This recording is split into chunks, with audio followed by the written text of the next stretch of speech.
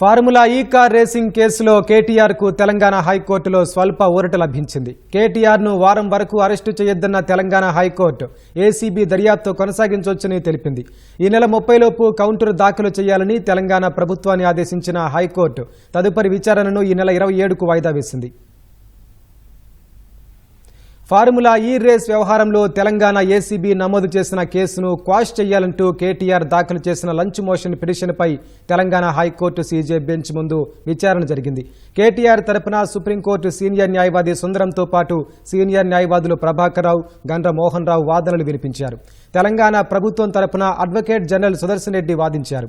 Formula ఈ car రేసుకు సంబంధించి కేటీఆర్పై ACB నమోదు చేసిన పలు సెక్షన్ల ఈ కేసుకు వర్తించవని కేటీఆర్ న్యాయవాది సుందరం వాదించారు.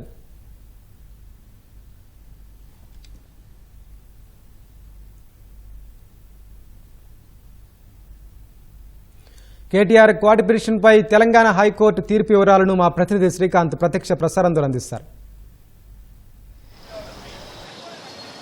ఏసీబీ అధికారులు నమోదు చేసిన ఎఫ్ఐఆర్ను క్వాష్ చేయాలంటూ కేటీఆర్ దాఖలు చేసిన పిటిషన్పై ఈరోజు హైకోర్టు మధ్యంతర ఉత్తర్వులు వెలువరించింది. మధ్యంతర ఉత్తర్వుల్లో భాగంగా కేటీఆర్ను ఈ నెల 30వ తేదీ వరకు అరెస్ట్ చేయొద్దంటూ మధ్యంతర ఉత్తర్వులు జారీ చేసింది. అయితే దర్యాప్తును కొనసాగించవచ్చని చెప్పి కూడా ఏసీబీ అధికారులను ఆదేశించింది. తదుపరి విచారణ ఈ నెల 27వ తేదీకి వాయిదా వేసింది. ఆలోపు కౌంటర్ దాఖలు చేయాలని చెప్పి కూడా ప్రభుత్వానికి ఆదేశాలు జారీ చేసింది. అయితే ఈ కేసుకు సంబంధించి అంటే ఫార్ములా ఈ కార్ రేసింగ్ సంబంధించి ఏసీబీ అధికారులు కేసు నమోదు చేశారు. ఈ ఫార్ములా ఈ కార్ రేసింగ్ సందర్భంగా దాదాపు 56 కోట్ల రూపాయలకు పైగా మొత్తం అక్రమంగా బదిలీ జరిగిందని చెప్పి కూడా ఏసీబీ అధికారులు ఎఫ్ఐఆర్ నమోదు చేశారు. ఈ ఎఫ్ఐఆర్లో A1గా కేటీఆర్ నమోదు చేశారు, A2గా అరవింద్ కుమార్ను చేర్చారు, A3గా అప్పటి సిఈ హెచ్ఎండిఏ బిఎల్ఎన్ రెడ్డిని నమోదు చేశారు. ఈ ముగ్గురిపైన కూడా కేసు నమోదు చేశారు. అయితే ఈ మొత్తం పురపాలక శాఖ నుంచి వచ్చిన పురపాలక శాఖ ప్రిన్సిపల్ సెక్రటరీ దానకిషోర్ ఇచ్చిన ఫిర్యాదు మేరకు ఏసీబీ అధికారులు కేసు నమోదు చేశారు. ఈ నెల 18వ తేదీన పురపాలక శాఖ నుంచి ఫిర్యాదు అందింది ఏసీబీ అధికారులకు. ఆ తర్వాత 19వ తేదీన కేసు నమోదు చేశారు. ఈ నమోదు చేసిన ఎఫ్ఐఆర్లలో పలు సెక్షన్లను పేర్కొన్నారు.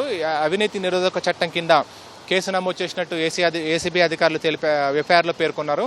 అయితే ఈ అంశాలపైనే ప్రధానంగా కేటీఆర్ తరపు న్యాయవాది సుప్రీంకోర్టు సీనియర్ కౌన్సిల్ సుందరం వాదనలు వినిపించారు. అయితే ఈ ఎఫ్ఐఆర్లో పేర్కొన్న అంశాలన్నీ కూడా సరిగ్గా లేవని చెప్పి కూడా ఈ సందర్భంగా కేటీఆర్ తరపు న్యాయవాది ఆయన వాదనలో ప్రస్తావించారు.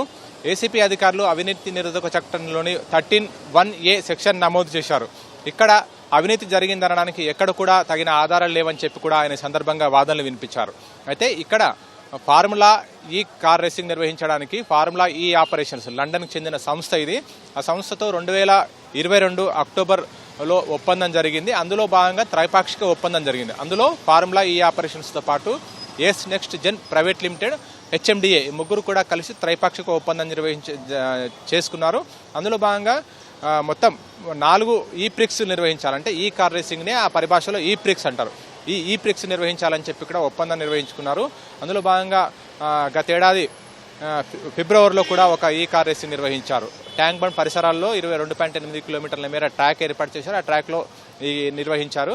అయితే 9వ సీజన్లో మంచి లాభాలు రావడంతో 10వ సీజన్ కూడా నిర్వహించాలని చెప్పి ఈ 2024 ఫిబ్రవరిలో నిర్వహించాల్సి ఉన్నప్పటికీ అప్పుడు ఒప్పందం జరిగింది. అయితే త్రైపాక్షిక ఒప్పందంలో ఏస్ నెక్స్ట్ జెన్ ప్రైవేట్ లిమిటెడ్ వెనక్కి తగ్గడంతో సీజన్ 10 నిర్వహణకు సందిగ్ధం నెలకొంది. ఆ సందర్భంలో ఫార్ములా ఈ ఆపరేషన్ సంస్థ ముందుకు రావడంతో ప్రభుత్వమే చొరవ తీసుకుని హెచ్ఎండిఏ ద్వారా చర్చలు జరిపించిన తర్వాత ఫార్ములా ఈ ఆపరేషన్స్ సీజన్ 10 నిర్వహించడానికి ముందుకు వచ్చిందని చెప్పి కూడా ఈ సందర్భంగా కేటీఆర్ తరపు న్యాయవాది హైకోర్టుకు తెలిపారు. అయితే ఫార్ములా ఈ కార్ రేసింగ్ నిర్వహించడం ద్వారా సీజన్ 9లో భారీగా లాభాలు వచ్చాయి. అంతర్జాతీయ స్థాయిలో ఈ కార్ రేసింగ్కు ఆశించిన స్పందన వచ్చింది.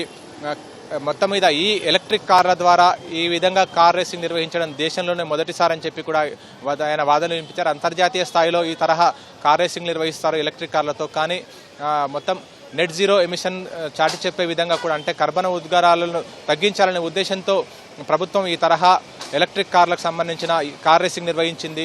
అందులో భాగంగానే ఈ సీజన్ 10 కూడా నిర్వహించాలనుకున్నప్పటికీ ఒక సంస్థ వెనక్కి తగ్గడంతో ప్రతిష్టాత్మకంగా భావించిన ప్రభుత్వం హెచ్ఎండిఏ ద్వారా చర్చలు జరిపి ఆ తర్వాత ఫార్ములా ఈ ఆపరేషన్స్ను సీజన్ 10కు ఒప్పించింది. అందులో భాగంగానే కుదిరిన ఒప్పందంలో భాగంగా మొత్తం 55 కోట్లు చెల్లించారు అని చెప్పి కూడా ఈ సందర్భంగా కేటీఆర్ తరపు న్యాయవాది హైకోర్టుకు తెలిపారు. మొత్తం 160 కోట్లు చెల్లించాల్సి ఉంది. 110 కోట్లు దాదాపు ఫార్ములా ఈ ఆపరేషన్ సంబంధించిన ట్యాక్సులు వాటికి సంబంధించి ఉండగా మిగతా 55 కోట్ల నిర్వహణకు సంబంధించి ఉంది. అందులో భాగంగానే 3 విడతలుగా డబ్బులు చెల్లించాల్సి ఉంది. 3 విడతల్లో భాగంగా దాదాపు 55 కోట్ల రూపాయలు చెల్లించారు. అవన్నీ కూడా ఖాతాల ద్వారా అంటే హెచ్ఎండిఏకి సంబంధించిన ఖాతాల ద్వారా నేరుగా ఫార్ములా ఈ ఆపరేషన్స్ ఖాతాలకు వెళ్ళాయి. ఇక్కడ అవినీతి ఎక్కడ కూడా జరిగినట్లేదని చెప్పి కూడా కేటీఆర్ తరపు న్యాయవాది వాదన సందర్భంగా పేర్కొన్నారు. ఎఫ్ఐఆర్లో